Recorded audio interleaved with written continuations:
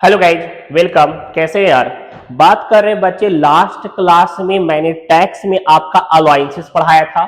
Allowances क्या है, कितने तरीके के अलाउंसेस है, एग्जेम्पशंस मैंने उसके बताए थे। आज का क्लास आपका थर्ड टर्म परक्यूजिट के बारे में बात करूंगा। परक्यूजिट बहुत ज्यादा इंपॉर्टेंट टॉपिक है। एग्जेम्पशंस क्या है, कौन कौन से परक्यूजिट हो सकते हैं, टैक्सेबल परक्यूजिट क्या है, आज के वीडियो में बात करूंगा। और इंपॉर्टेंट भी है और अच्छे से देखेगा, क्यों इसके बिना क्वेश्चंस नहीं बनने वाले। तो चलिए परक्यूजिट के बारे में पहले जानते हैं, ध्यान दीजिएगा। हाँ गाइज, चलिए ध्यान दीजिएगा, बात करें परक्यूजिट के बारे में कि परक्यूजिट क्या होता है। देखिए, सैलरी जब मिलता है, ठीक है, तो आपको आपके वर्क के लिए, आपको आपके वर्क के लिए इंप्लॉयर की तरफ से कुछ एडिशनल बेनिफिट मिलता है। कुछ एडिशनल बेनिफिट मिल गया जो मॉनेटरी टर्म्स में नहीं हो करके आपके लिए बेनिफिशियल रहेगा, आपके सेल्फ फैसिलिटी के लिए। जैसे आपको गार्डनर मिल गया, आपको कुक मिल गया, आपका इनकम टैक्स का पैसा आपको कंपनी पेड कर दे रही, तो ये सारा चीज आपका परक्यूजिट कहलाएगा।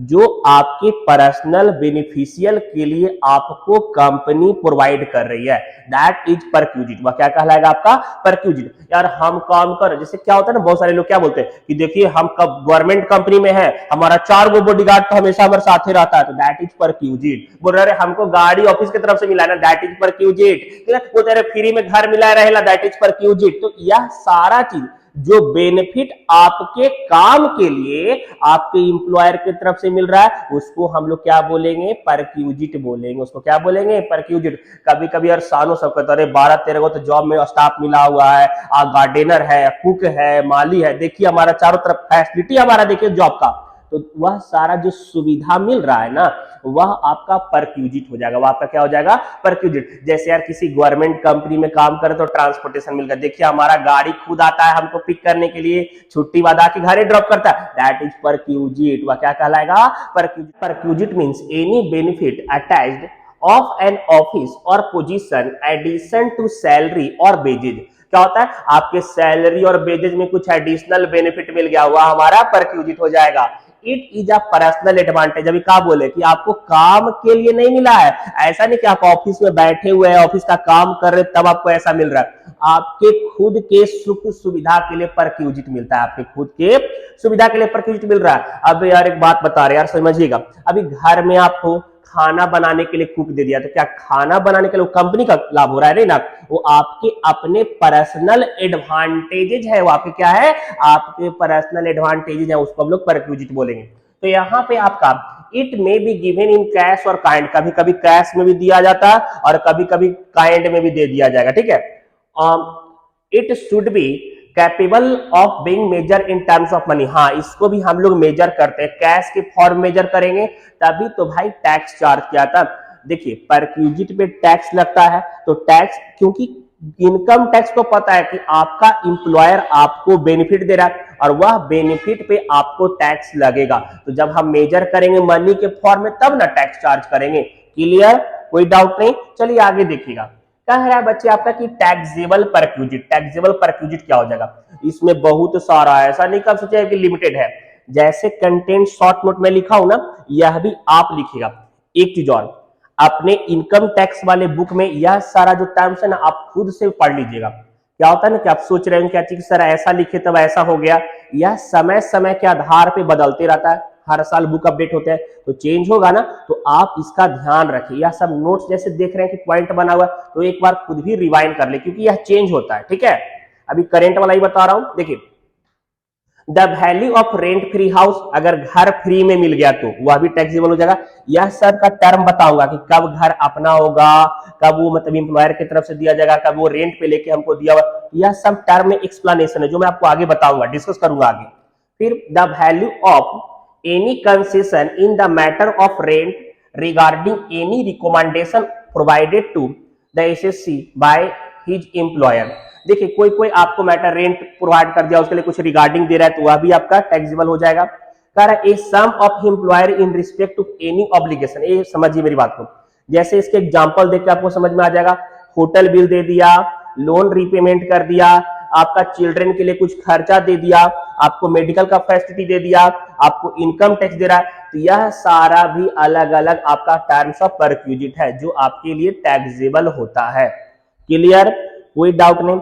देखिए बच्चे, अगर डाउट रहता है ना तो आप कृपया करके पता बता दीजिए, कमेंट में बताइए, और ज्यादा से ज्यादा तक देखिए वीडियो, आप स्किप मत कीजिए। क्या होता है ना, स्किप करने से आप बहुत सारे पॉइंट को खो सकते हो, तो स्लोली देखिए, कहीं समझ में वापस रिवाइंड करके देखिए। चलिए आगे चलते हैं, ध्यान दीजिए। हाँ गाइस, आगे चलते हैं। देखिए बच्चे, बात करें perquisite taxable in the case of a special employ only. देखिए क्या होता है, अब ऐसा नहीं हम बोलेंगे कि मतलब सर हायर पोस्ट पे है तो उसका परक्यूजिट का टैक्स नहीं लगेगा। देखिए गवर्नमेंट एम्प्लॉय में कहीं कहीं एग्जेम्पशंस दिए हुए हैं, ठीक है, कि मतलब हाँ उनको टैक्स फ्री रहेगा। जैसे हमने आपको इससे पहले वाले क्लास में बताया था कि जुडिशरी डिपार्टमेंट, सिविल कोर्ट के जज हैं, हाई कोर्ट के जज हैं, सुप्रीम कोर्ट के जुडिशरी, तो उनका टैक्स फ्री है, ठीक है। बात करें president, first civilian of India, तो वहां भी आपका टैक्स फ्री है। तो यहाँ पे हम जो बात करें कि ऐसा जैसे डायरेक्टर ऑफ एम्प्लॉय है, employ having a substantial interest in the employer company, facility of car मिल रहा है, स्वीपर मिल रहा है, वॉचमैन मिल रहा है, गार्डनर को मिल रहा है, या इलेक्ट्रिशियन अगर मिल रहा है फैसिलिटी के रूप में, ठीक है, परक्यूजिट के बेनिफिट के रूप में अगर कार मिल गया, स्वीपर मिल गया, वॉचमैन अगर आपको मिल रहा है, गार्डनर मिल रहा है, इलेक्ट्रिशियन मिलता है, ऐसा आप नहीं सोचे कि आप हायर पोस्ट पे हैं तो आपको टैक्स नहीं लगेगा, वहां भी आपको टैक्स देनी पड़ेगी। क्लियर, कोई डाउट नहीं। चलिए देखिए, यहां पे बात करें टैक्स फ्री परक्यूजिट, कहीं कहीं कुछ कुछ जगह पे परक्यूजिट आपको मिल रहे हैं जहां पे आपको टैक्स नहीं देना, कहीं कहीं पे टैक्स परक्यूजिट आपको मिल रहे हैं जहां पे आपको टैक्स नहीं देना है, ठीक है। पहला है आपका मेडिकल बेनिफिट में, ये आपको आगे डिस्कस करूंगा। T snacks provided in office और फैक्ट्री। क्या हुआ ना यार, अगर आप ऑफिस में काम कर रहे हैं लेकिन होता है क्या कि जैसे आपको चाय मिल गया, आपको कॉफी मिल गया, आपको बिस्किट मिल गया, कुछ कुछ स्नैक्स मिल गए, तो वह बोलेंगे यार वो बेनिफिट तो मिला ना, इतना रुपया का था, पैसा लगेगा, टैक्स लगेगा, तो ऐसा नहीं है, वह सारा टैक्स फ्री है, वह सारा क्या है, टैक्स फ्री है। टेलीफोन एक्सपेंसेस, देखिए यार अगर ऑफिशियल पर्पस के लिए काम कर रहे हैं, आपको फोन दिया हुआ है, तो वहां भी वह टैक्स फ्री रहेगा। क्लियर। बात करें स्टाफ ग्रुप इंश्योरेंस, जैसे अभी provident fund, recognised provident fund, या फिर बात करें स्टाफ के लिए अलग से फंड भी होता है, तो वहां भी टैक्स कुछ कुछ रिबेट फ्री है, वहां पे टैक्स है कि आपको टैक्स फ्री रहेगा। क्लियर। स्कॉलरशिप टू एम्प्लॉय, देखिए अगर कंपनी जिसमें आप काम कर रहे हो और आपके बेनिफिट के लिए ना आपको पढ़ा रही है, किसी तरीके से ट्रेनिंग दिया, आपको स्कॉलरशिप मिला, तो स्कॉलरशिप से मिलने वाला जो बेनिफिट होगा वह भी आपका टैक्स फ्री रहेगा। क्लियर।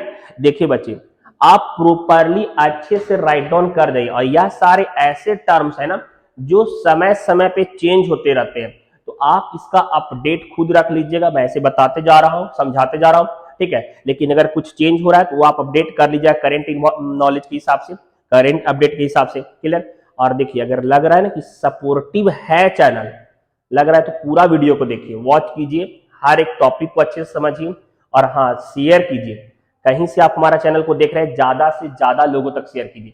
चलिए हाँ गाइस, आगे देखिएगा, बात करें मेडिकल बेनिफिट्स के बारे में, मेडिकल बेनिफिट्स के बारे में अच्छे से समझिएगा। देखिए बात करें, सबसे पहला है ट्रीटमेंट इन इंडिया। अगर आपका एम्प्लॉयर अगर आपको मेडिकल बेनिफिट दे रहा है और ट्रीटमेंट भारत के अंदर में हो रहा है, ठीक है, ट्रीटमेंट कहां हो रहा है, भारत के अंदर में हो रहा है, तो यहाँ पे अगर treatment in government recognised hospital, अगर गवर्नमेंट रिकॉग्नाइज्ड कोई हॉस्पिटल है, अगर ट्रीटमेंट आपका वहां होता है, पहला।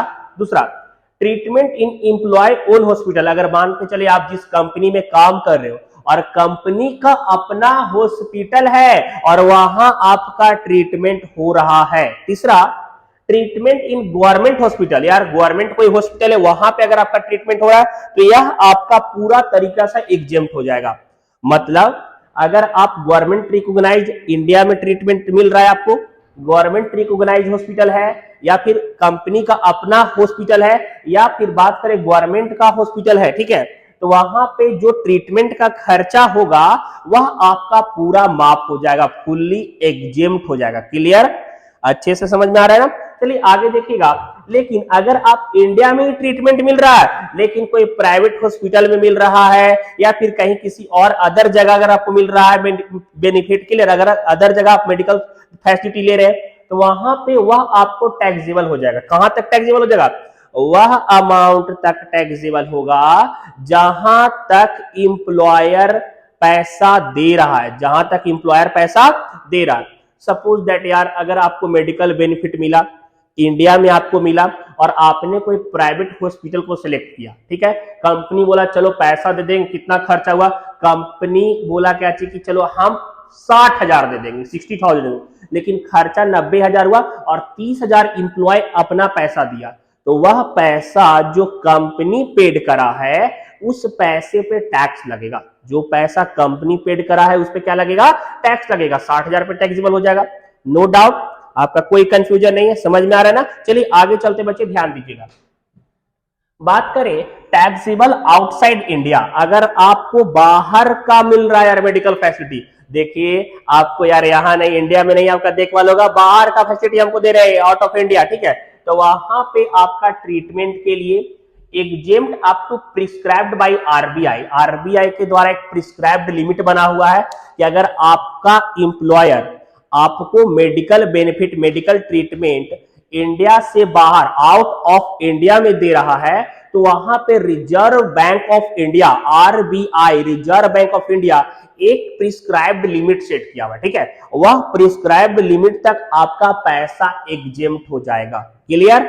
दूसरा बात करें, if gross total income 2 lakh और लेस दैट, समझिएगा, अगर आपका जो मतलब मेडिकल बेनिफिट है वो 2 लाख या 2 लाख से कम होगा तब आपका एग्जेम्प्ट हो जाएगा। तीसरा, benefit of a stay one parent and one other, क्या होता है अगर आप मतलब दूसरे कंट्री में अगर जाते हो, अगर ये फैसिलिटी आपको मिलता है तो स्टे करने का या एक पेरेंट मतलब एक पेशेंट आपका स्टे कर सकता है और उनके साथ एक केयर करने वाला, बस और कोई भी नहीं। क्लियर?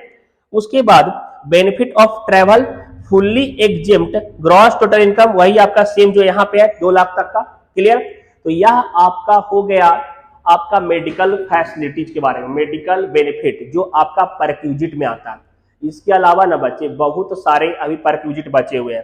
कार का बात करें, value of rent free house, तो बहुत सारे जो है जो आपके एग्जाम में आएंगे और लगातार ऐसे ही वीडियो में लगातार चलते रहेंगे और कोशिश यह करेंगे कि इस वीक आपका सैलरी खत्म हो जाए, तो आप लगातार वीडियो को वॉच करते रहिए और सपोर्ट कीजिए। आपका सपोर्ट बहुत ज्यादा जरूरी है, बहुत ही ज्यादा। आपके सपोर्ट के बिना कुछ भी नहीं। जो भी चैनल आगे बढ़ रहा है तो उसमें आपका बहुत ज्यादा इंपॉर्टेंट रोल है, तो साथ दीजिए। मिलेंगे नेक्स्ट वीडियो में, बाय। और सब्सक्राइब कीजिए, लाइक कीजिए और